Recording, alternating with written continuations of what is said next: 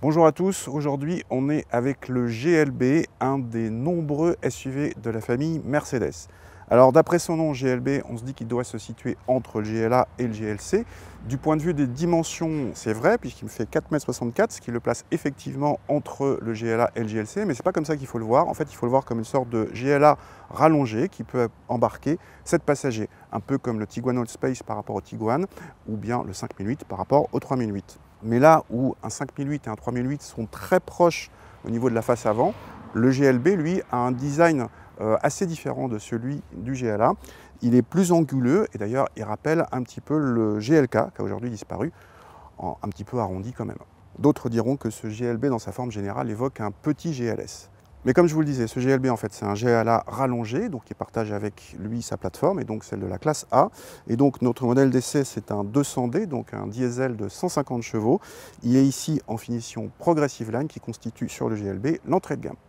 Si l'extérieur change pas mal par rapport au GLA, c'est moins le cas à l'intérieur, en tout cas au niveau de la planche de bord quasiment identique.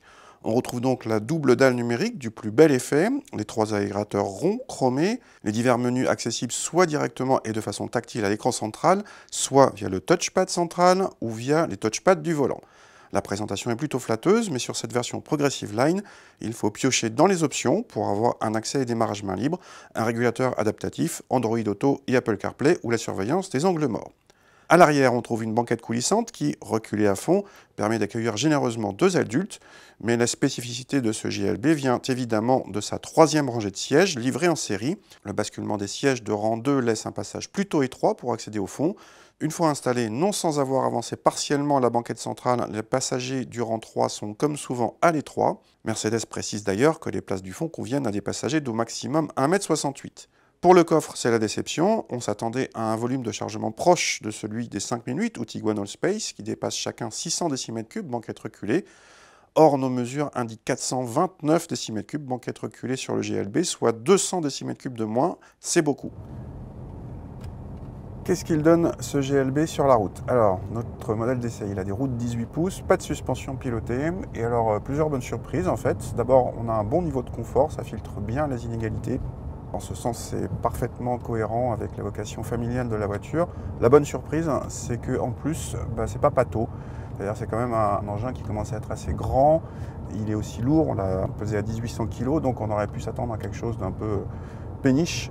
Mais en fait non, il reste assez agréable à conduire, avec un bon niveau de confort, seulement perturbé par la sonorité diesel un peu trop présente quand on accélère. Et alors justement, le moteur, 150 chevaux pour un engin de cette taille, à 1800 kg, on peut se dire que ça va être un peu juste, mais non, ça se passe plutôt bien. On est à 9 secondes 1 pour le 0 à 100, 31 secondes au millimètre départ arrêté, donc on n'est pas en train de péter tous les chronos, mais c'est largement suffisant, y compris sur autoroute. Il n'y a peut-être que si vous êtes en charge assez souvent à 7 passagers et que vous prenez l'autoroute où ça va peut-être être un petit peu plus juste. Et dans ce cas-là, il faudra peut-être viser la motorisation supérieure. Et mention très bien pour la boîte double embrayage à 8 rapports, qui est douce, rapide, agréable et très bien gérée. Du côté des consommations, bonne surprise là encore, puisque nos mesures donnent une moyenne de 6,2 litres, tout simplement le meilleur score de la catégorie, et un chiffre assez étonnant dans l'absolu vu le gabarit, le poids et les bonnes prestations d'ensemble. Au passage, en configuration de base, ce GLB 200D échappe au malus écologique. En revanche, il réclame un bel investissement puisqu'il coûte au bas mot 46 250 €. C'est cher puisque pour le même prix, vous pouvez avoir un 5008 GT HDI de 180 chevaux bien mieux équipé, alors que le Tiguan Allspace TDI 150 DSG Comfortline coûte 2000 € de moins. Et là, pour une fois, il n'y a pas de concurrent direct chez Audi ni BMW. Le GLB est en effet, en tout cas pour l'instant, le seul SUV compact 7 places premium du marché. Et maintenant, c'est la séquence émotion parce que ce Mercedes GLB, c'est mon dernier essai pour autoplus.fr. Donc merci à tous d'avoir regardé tous ces essais pendant 10 ans, même un peu plus de 10 ans. J'ai mis un petit peu plus de 1600 essais en ligne, ça vous fait de la matière. Merci d'avoir regardé aussi nombreux ces essais, parfois vous étiez très nombreux. Merci à tous ceux qui ont mis des commentaires, qui étaient parfois critiques, mais pertinents et parfois constructifs.